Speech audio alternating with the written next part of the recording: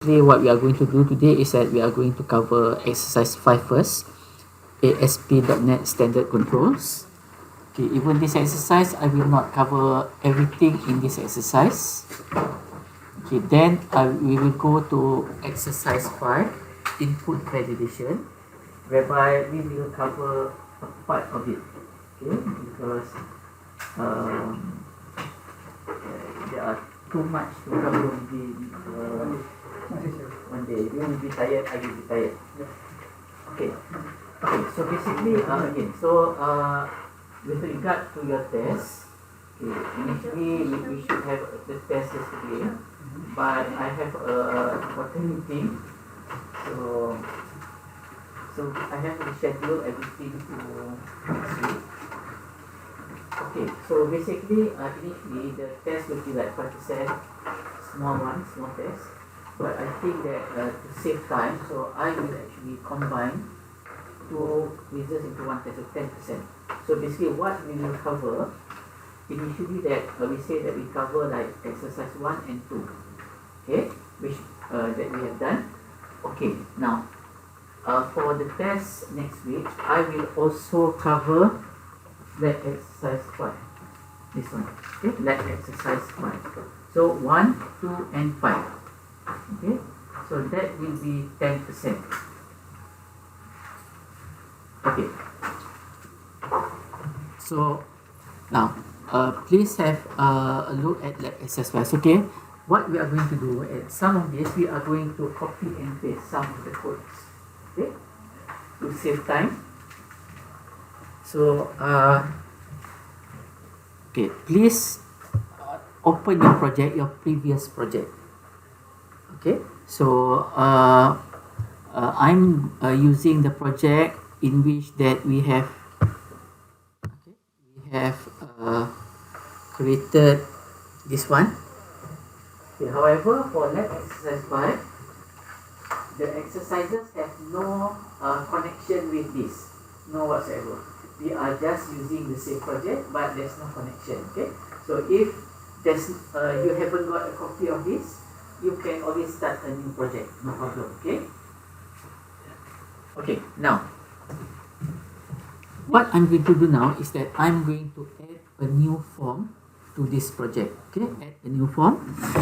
So, what I'll do is that I'll go to the Solution Explorer, right click, add. So I'm going to add a new web form. Okay, a new web form. Okay, now it will ask you to give the name for the form, so you can give any name, doesn't matter. Okay, the name does not matter, so just give any name. So I choose the default name. Okay, now this is actually, okay, this is an empty form. Okay, there's nothing here. Okay, now previously I have shown you the use of several controls. Okay, controls is text box, we call that control. Okay, label, button. Okay, okay, now today I'm going to add a few other controls which is useful to many of you. Okay, now the first control that I'm going to introduce to you is what we call a radio button list. Okay, radio button list is actually, it is a radio button. Okay, radio button, this is a radio button. So one characteristic of a radio button is that you can select only one option at one time. Okay, now radio button is different from checkbox, checklist. Checklist, you can check multiple selection, but radio button is always only one. Okay, so that is one characteristic of a radio button. Okay, now let us have a look at our toolbox. Okay, now go to toolbox. Okay, I'm going to pin my toolbox here. Okay, now if we scroll down, okay, you will notice that there are two controls relate to radio button. One is radio button, another one is radio button list. Okay, now radio button, the first one, this is traditional ASP.NET, meaning that when ASP.NET started in the early 2000 or 2001, okay, there's no radio button list. There's only radio button. So for radio button, it will take one button. If you want 10 buttons, you will have to drag 10 times. And later on, once you have put the button, you need to actually set some properties so that you can tell, okay, these buttons are all in one group. That is back then, that is the way to do it. Okay, but later on, okay, Microsoft has introduced a more simpler way to do, which is the radio button list. So meaning that just by one control, we can add many buttons. Okay, so so for the purpose of our course, I am focusing the use of radio button list rather than radio button. Radio button, there are also its users in specific conditions. Okay, but I will focus on radio button list. Okay, now how do we actually do it? Okay, now radio button list. Okay, this div, okay, I'm going to delete this div for a while because I'm not using this. Okay, I'm just deleting this. So what I'm focusing is in the form itself. Okay, now if I am to drag and drop, okay, now this is the radio button list. Okay, so if we look at the design, you will get something like this. Okay, this is what we will see here. Okay, now the radio button list actually, the list can be hard coded, meaning that we enter the text one by one, or it can read from a database table. Okay, so basically for this lesson, because we have not started database yet, we will actually hard coded the list. But later on, okay, I will show you examples whereby you can read the content of the table. The rows of the table will become the list. Okay, so but that will be later exercises. Okay, now please have a look at the source. Okay, now this is the source. Okay, this is long, so what I'm going to do is that I'm just going to enter this. Okay, you can see that this is actually the control. Okay, radio button this. Okay, this is the name of the control or the class name. You have the ID, so by default it will assign radio button list 1, 2, 3 and so on. You can rename appropriately. But as of now, because our example is only one, so we are not concerned about renaming the ID.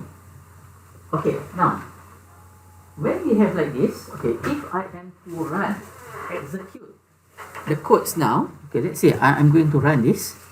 Okay, I'm going to run this.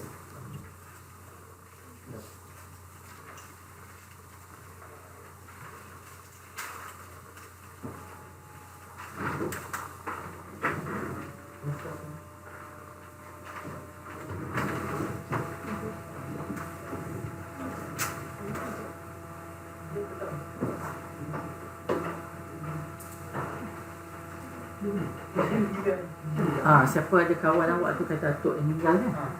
Tolong tandakan dekat attendance. Just put in that EL. EL. Emergency room. EL. So that later on I will remember that. Okay, now you see. Do you see anything? No, do not see anything. Okay, memang this is supposed to be like this. Meaning that by only having the control, okay, meaning that it is not complete. Because there is a control but there's no list.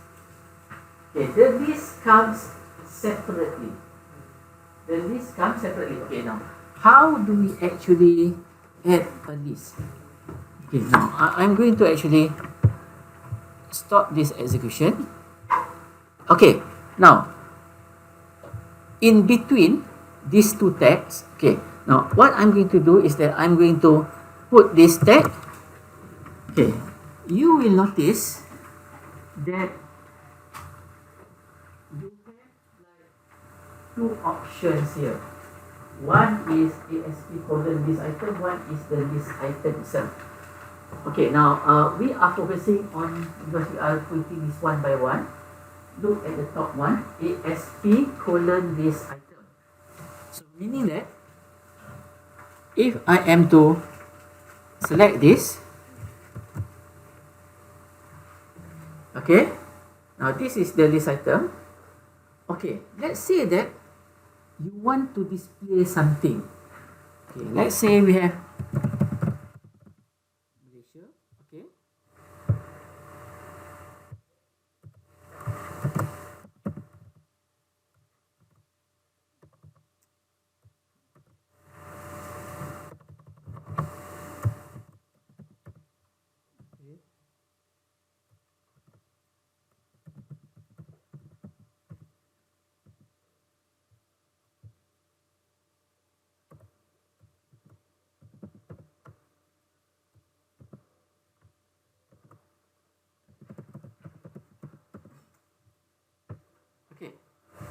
See, for each of the item,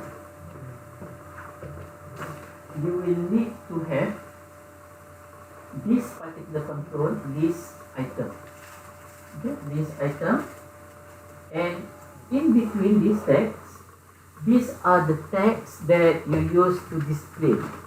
Okay, this is what we call the item itself. Okay, these are the items itself. So if I am to actually, example, I run this now. Okay, you can see that there are 3 items, and by default there's no selection. Okay, meaning that by default there's no selection. We can select an initial value, but I do not think that it is a good practice to do so in terms of application. Okay, you know why? Because one is biasness. Secondly, just to share with you, I think last week I purchased a ticket online, but it's not radio button. It's similar. Okay, it's drop down this, and there is a default value. Okay, now when you buy ticket Asia, they will ask you whether you are male or female.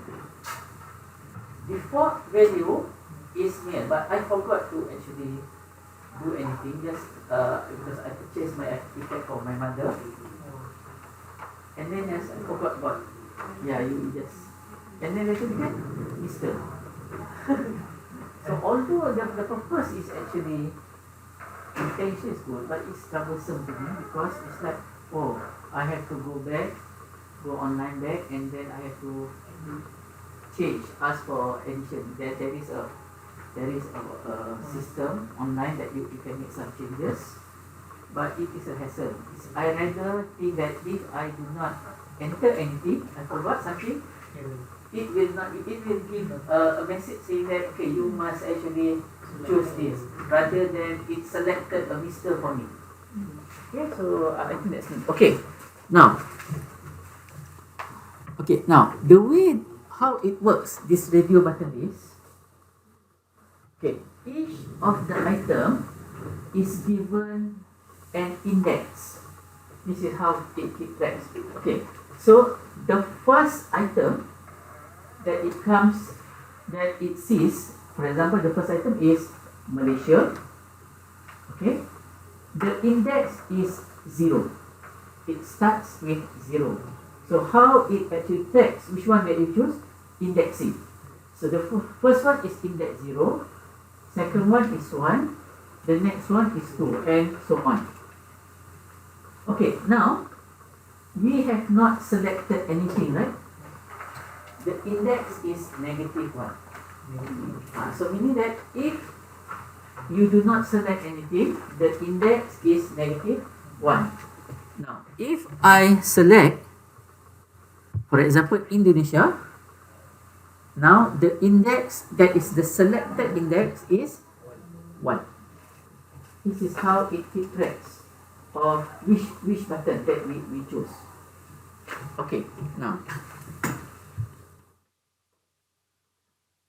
Okay. Another thing that is related to this list, okay, is that one we call value. Okay, normally you see the name Malaysia, Indonesia, Thailand, this is long. So normally all this, it will be represented by using code. Whether code is in the form of numbers or short form. For example, Malaysia is M1.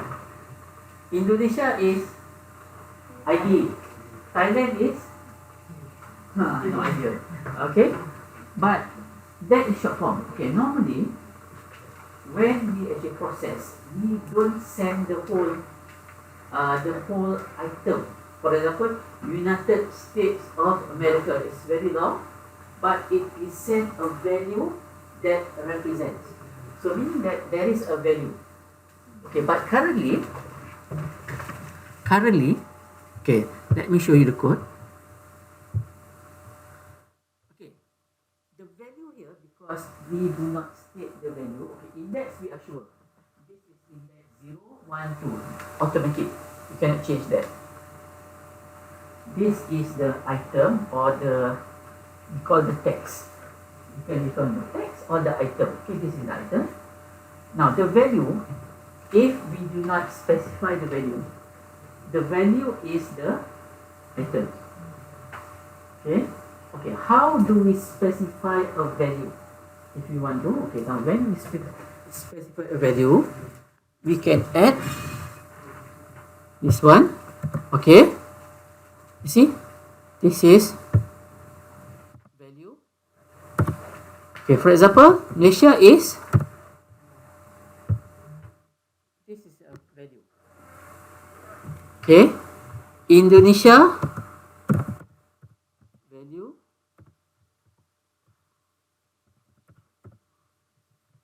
Thailand, I have no idea.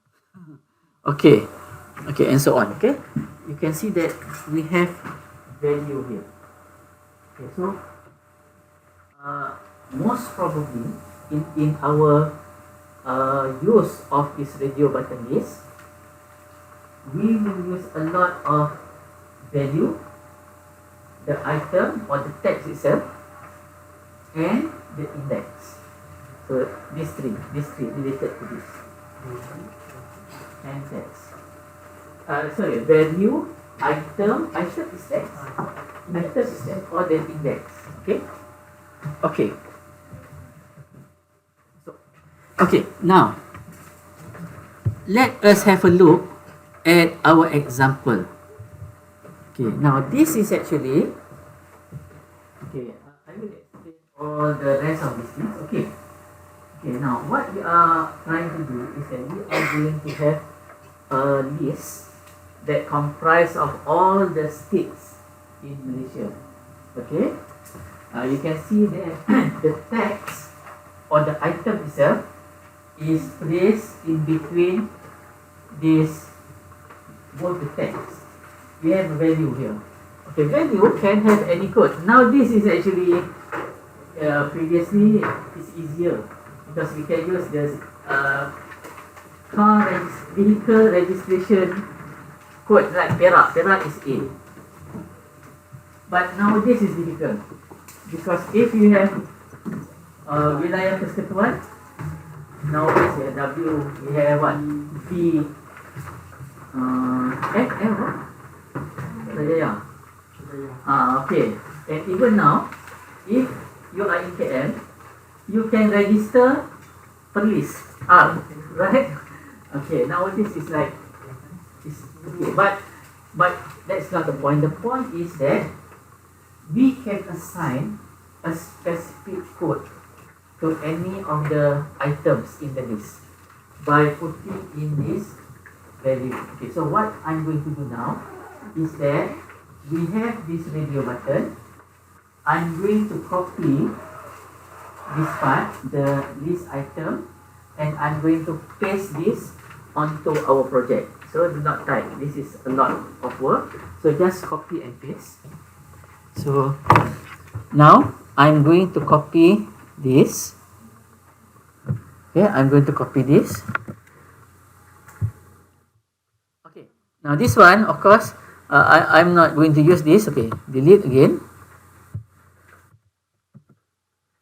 Okay, now this is the items. Okay, you can see that. Okay, now the items looks ugly, right, when you copy paste. Okay, okay. In Visual Studio, there is a command, a shortcut for it to auto justify, auto align everything. Okay, the process is Control KD, KD. Okay, Control. Just press Control KD. Okay, Control, press KD. So it will actually auto align, okay, the text.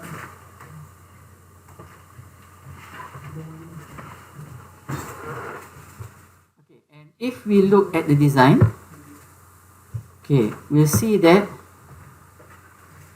we have this. Okay, this is actually the design. Okay, now if we are to run this,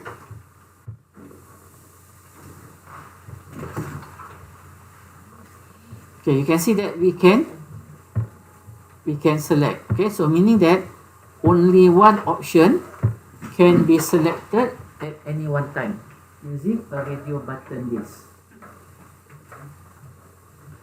Okay, now when you have a list, it must be able to do something. Okay, so normally when you select and then you want to submit your selection values, okay, you can use there are two ways. One is that without a button and another using a button. So I will show both ways. So the first thing is that I will add a button first. Okay, I will add a button.